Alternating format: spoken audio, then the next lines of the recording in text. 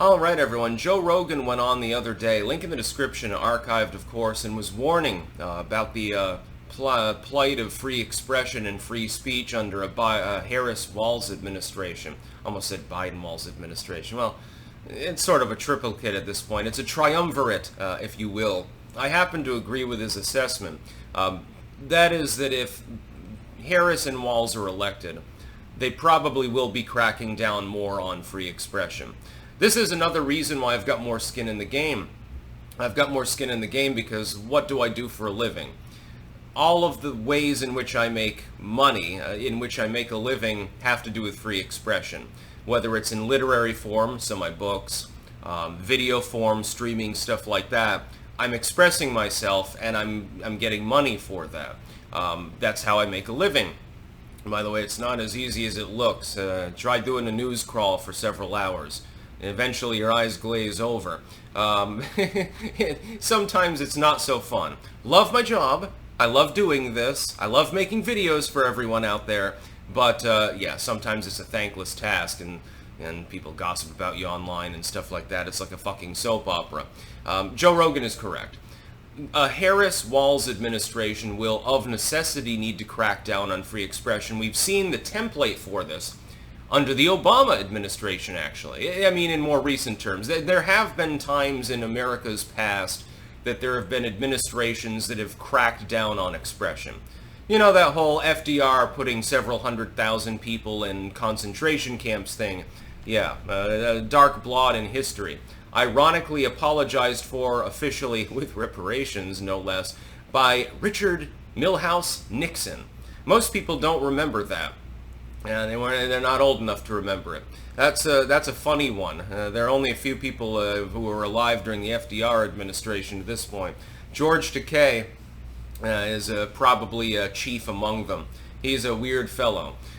You played a bit role in Star Trek. You are now a political commentator. Okay, yeah, whatever. Yeah, it's the land of the free, so say whatever you want, even if it's goddamn dumb. But he's correct. What they'll do. We've got the template for this under the AP journalist scandal under Obama, selling away ICANN, of course, to the international community, setting the stage for the internet to be more heavily censored so that the United States no longer fundamentally controlled it and it was more of a globalized effort, and things like that. Also George W. You remember after 9/11, there were protests against the Iraq War. And they created what are called free speech zones. So you couldn't actually, you weren't allowed to actually get near the venue where Bush was speaking. You were several blocks away in a little cordoned off area. You could protest there.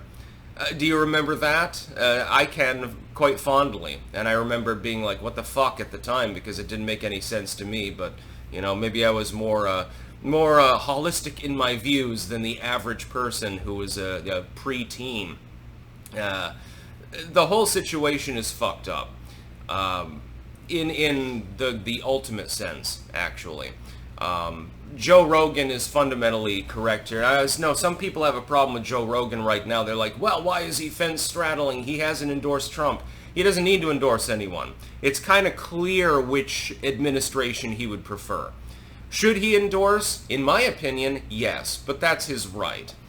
He can come out and he can endorse Trump. Or he could endorse Kamala. Or he could say, fuck this shit, and he can endorse, like, I don't know, Jill Stein or something like that. I mean, he does like weed a lot. Although I would point out that Kamala Harris was putting people in prison for smoking weed, whereas Donald Trump has come out in favor of making it a states' rights issue and says, recreational pot, it's not a big problem. So I think it's clear which administration Rogan would generally prefer.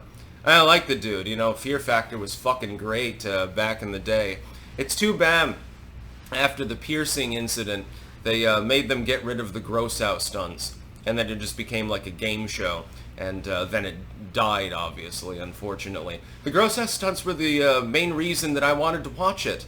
Joe Rogan convinced me to try buffalo testicles. I respect the man. They weren't that bad, by the way. They're not gamey or anything like that. It's just... it tastes like steak, actually, like a low-end steak, basically. I think that Harris would hate free speech. Because after a short period of time, let's say worst comes to worst, and Kamala Harris is elected, it won't be that long before the American people get buyer's remorse. That is a guarantee. You're talking economic downturn, probably with a hard landing, whereas with Trump, you probably have an economic downturn anyway, but you get a soft landing. It softens the blow. He'll take shit for that, by the way, if he's elected, and he won't deserve it, but he'll get it anyway. The buck stops here. With Kamala, you get a shitty economy, probably more inflationary cycles. You probably get numerous additional wars, shitty diplomacy, a president who can't even fucking discuss a basic issue and answer basic questions. People within 6 months will be regretting their decision to have voted for her. And so naturally, they're going to criticize her. Well, we can't have that. You're Russian disinfo agents. Russian disinfo agents are causing you to believe that the economy is worse than it is. Russian disinfo agents are causing you to believe that it's not justified that we just bombed this country. They get buyer's remorse, and, then they begin speaking out. What's the Kamala administration going to do? Can it change its policies to actually correct things? No. Of course not. So naturally, they have to resort to the next best thing, which is simply silence people.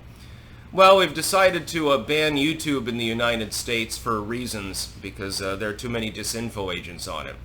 They'll crack down on independent content creators through the corporations, generally speaking. They'll try to do the carrot and stick thing, by the way. We've already seen this.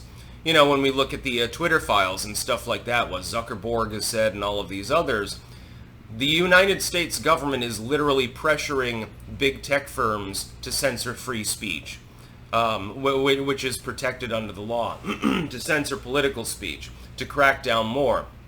You think they're going to stop doing that? I mean, Kamala Harris has been part of this administration while all of this has been happening. Why would we think that she would do any different?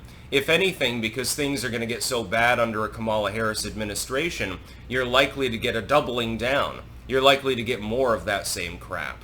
That's about all. Peace out.